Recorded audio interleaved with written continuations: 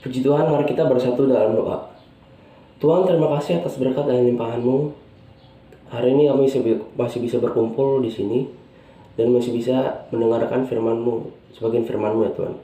Kiranya firman yang kami dengarkan bisa berguna bagi kehidupan kami, dan kiranya kami bisa lebih dekat lagi kepada-Mu ya Tuhan. Lebih dalam lagi mengenal-Mu ya Tuhan. Dalam nama Tuhan Yesus Kristus, kami telah berdoa dan mengucap syukur, haleluya, amin.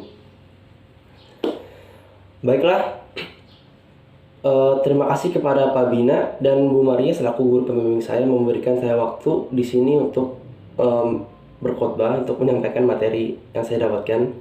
Dan saya mengucapkan salam kepada siswa SMA 84 lainnya yang berada di sana. Untuk materi khotbahnya adalah tentang Daud, belajar tentang Daud. Ya, terlebih tepatnya seperti itu. Pertama-tama kita nggak usah formal lah ya, kita biasa-biasa aja, kita santai aja. Kenalin, nama gue Jose Manoran Panjaitan, panggil aja Jose. Ada yang tahu Daud? Maksudnya ada yang nggak tahu Daud? Tahu lah ya, pasti tahu ya. Atau mungkin ada di sana yang nggak tahu? Oke, gue kasih tahu aja tentang Daud ya. Daud ini adalah seorang anak laki-laki yang lahir di Bethlehem, Efrata, di daerah Yehuda. Dia punya bapak itu namanya Isai, dan punya kakak laki-laki itu sebanyak 7. Berarti dia 8 bersaudara laki-laki. Dan punya 2 saudara perempuan. Gue nggak tahu ya dia saudaranya perempuan kakak atau adik, gue nggak tahu. Yang jelasnya dia 8 bersaudara laki-laki dan 2 bersaudara perempuan. Kalian pernah dengar nggak cerita tentang Daud dan Goliat? Pasti pernah lah ya. Nah, Daud yang kecil itu loh, yang bawa ketapel, tapi bukan ketapel Angry Bird, maksudnya ketapel yang dilempar-lempar gitu. Ya, itu Daud. Yang menang sekali hit itu loh. Ya, itu Daud. Dan info lainnya tentang Daud adalah, kalian tahu kitab Mazmur? Ya, yang tebal itu, yang panjang minta ampun. itu Daud yang nulis. Isi kitab Mazmur adalah tentang pujian dan doa Daud kepada Allah. Dan Daud ini juga nantinya itu jadi raja Israel yang kedua setelah ngadu mekanik sama Saul. Ya. Dan kalian tahu Yesus, maksudnya kalian tahu lah ya Tuhan Yesus itu. Tapi tahu nggak, Tuhan Yesus itu juga sering disebut sebagai anak Daud. Lah kok bisa bang, bukannya Yesus itu anak Yusuf dan Maria? Jadi anak yang di sini adalah keturunan. Karena nanti Daud itu punya anak dan beranak lagi. Hasilnya adalah Yusuf, bapak tidak sedaranya Yesus. Nah, jadi Yesus itu dipanggil anak Daud dari situ. Itu. Oke, di sini gue nggak bakal bahas satu aja cerita, tapi beberapa cerita tentang Daud dan tingkah laku Daudnya itu tersendiri ya. Di sini gue dapat sumbernya itu dari Alkitab. Beberapa orang yang gue tanya pendapatnya tentang Daud, dan gue nggak bisa sebutin namanya karena mereka sendiri yang nyuruh biar nggak disebutin ya, dan Google. Oke, di sini gue dapat 9 poin. Bang, kurang satu lagi, dasar dharma tuh bang. Waduh, oh dasar dharma apaan tuh? Oke, nggak boleh gitu guys, nggak boleh gitu. Dasar dharma pramuka itu penting guys. Tanpa pramuka kita itu, oke, nggak usah lama-lama ya. Langsung aja ke poin pertama. Yang poin pertama adalah Daud percaya sepenuhnya kepada Tuhan. Bisa kita lihat pada 1 Samuel 17 ayat 45. Tetapi Daud berkata kepada orang Filistin itu, "Engkau mendatangi aku dengan pedang dan tombak dan lembing. Tetapi aku mendatangi engkau dengan nama Tuhan bersemesta alam, Allah segala barisan Israel yang kau tantang itu." Di sini kita lihat Daud itu percaya kepada Tuhan. Walaupun Daud kecil dan dia nggak pernah war loh, dia nggak pernah war, beda ya. Tapi dia percaya sama Tuhan. Tuhan menolong Daud dan Daud menang. Poin yang kedua kita dapatkan adalah Daud berserah kepada Tuhan. Daud mengandalkan Tuhan. Daud bisa menang melawan Goliat. Daud bisa menjadi raja nantinya. Itu karena dia mengandalkan Tuhan dalam hidupnya. Apapun keputusannya itu dia andalkan Tuhan. Dia berpikir apapun yang dia bisa lakukan, apapun yang akan dia lakukan, itu harus izin dari Tuhan. Itu harus ada sebagian yang disisihkan untuk Tuhan lah, sebagai istilahnya begitulah. Dan poin ketiga yang bisa kita dapatkan dari Daud adalah dia senang berdoa. Kita tahu Mazmur ini kan isinya kan tentang Mazmur puji-pujian terhadap Tuhan. Jadi logikanya aja deh, kalau misalnya kalian nggak mau baca seluruh Mazmur karena panjang, kesimpulannya atau masuk akalnya aja lah, Daud itu senang berdoa karena dia menulis puji-pujian dan mazmur kepada Tuhan. Dan poin keempat adalah Daud itu tidak mendendam. Kita buka 1 Samuel 24 ayat 11.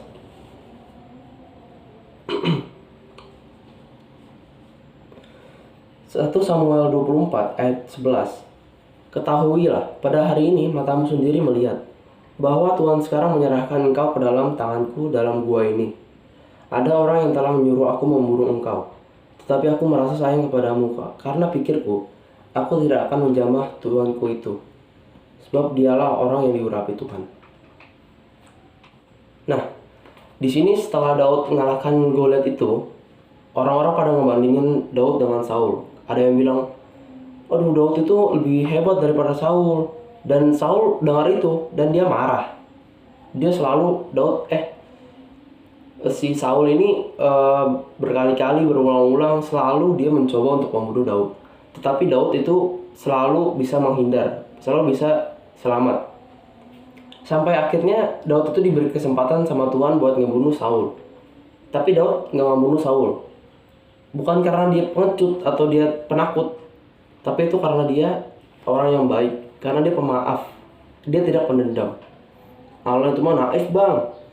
Oke, benar, itu naif. Tapi nggak apa-apa kok jadi naif, karena Tuhan sendiri itu, saya pernah dengar ya suatu perkataan atau kalimat itu kayak Tuhan itu lebih membutuhkan orang-orang bodoh untuk mempermalukan orang-orang yang berhikmat.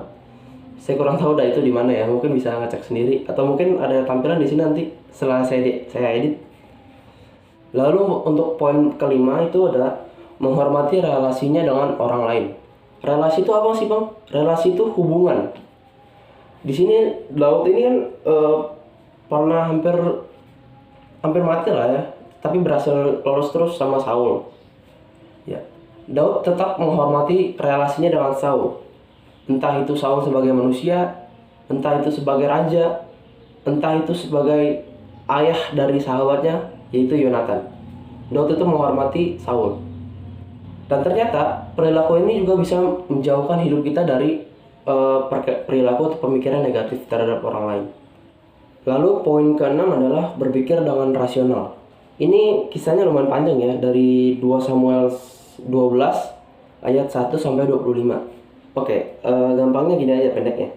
Jadi Daud itu suka sama cewek, tapi cewek itu punya suami. Nah, Daud itu berusaha keras kepala lah gitu. Jadi dia ngebunuh suaminya dan ngambil istrinya. Nama suaminya itu Uria dan istrinya itu namanya Betsheba. Ya, Uria dan Betsheba. Daud yang bunuh Uria dan ngambil Betsheba. Lalu Betsheba melahirkan seorang anak. Tapi karena Tuhan nggak suka nih sama Daud, Tuhan membuat anak Daud ini sakit-sakitan. Terus Daud ini kan kayak, aduh Tuhan tolonglah, sembuhin dia, bla bla bla bla bla. Tapi akhirnya Tuhan berkehendak untuk anak itu meninggal. Tapi Daud yakin dengan keputusan Allah. Dan dia berpikir rasional. Dia tidak bertindak sembrono atau tidak menghargai apa yang Allah berikan kepada dia, hanya demi satu hal yang telah diambil Tuhan. Poin ketujuh adalah mendengar kritik dari orang lain. Kan Daud ini tadi udah berbuat dosa ya. Tuhan ini mengirimkan mengirimkan temannya, sahabatnya yang bernama Yonatan. Ini singkat aja namanya jadi Nathan ya. Nathan ini kayak nyeramahin Daud lah, ngata-ngatain gitu, bla bla bla bla bla bla gitu. Akhirnya si Daud ini kayak, aduh, gue berdosa banget nih bro, aduh, gimana ya, gue harus ngapain ya? Dan akhirnya ini Daud ini mendengarkan Nathan. Poin ke-8-nya adalah bertobat dengan sungguh-sungguh. Setelah mendengarkan Nathan ini, Daud ini langsung tobat, dan nggak tobat abal-abal kayak ya gitu lah. Daud ini bertobat dengan sungguh-sungguh. Lalu yang terakhir, waduh, ini poin ke-9 ya. Daud itu menyukai firman Tuhan. Singkat aja kita lihat dari Mazmur 119 ayat 97. Mazmur 119 ayat 97. Betapa ku cintai Tauratmu, aku merenungkannya sepanjang hari. Di sini kita lihat kalau Daud itu menyukai firman Tuhan ya, dan merenungkannya setiap hari untuk dijadikan pedomannya untuk bertingkah laku lah ya. Puji Tuhan, semoga firman Tuhan yang saya sampaikan, yang kita semua dengar, bisa bermanfaat bagi kehidupan kita, dan kita bisa mencontohkannya, kita bisa mempraktekannya dalam kehidupan hari-hari. Dengan keteladanan Daud, dengan sifat Daud, sikap Daud, dia percaya kepada Tuhan, dia melakukan firman Tuhan, dan merenungkan firman Tuhan. Apalagi dengan kehidupan yang sekarang ini yang sedang agak menyulitkan, sedikit menyulitkan, semoga kita terus berada di jalan yang benar. Baiklah, beri kemuliaan bagi nama Tuhan. Baiklah, selanjutnya mari kita nyanyikan, kita angkat satu lagu pujian yang berjudul Walau Ku Tak Dapat Melihat.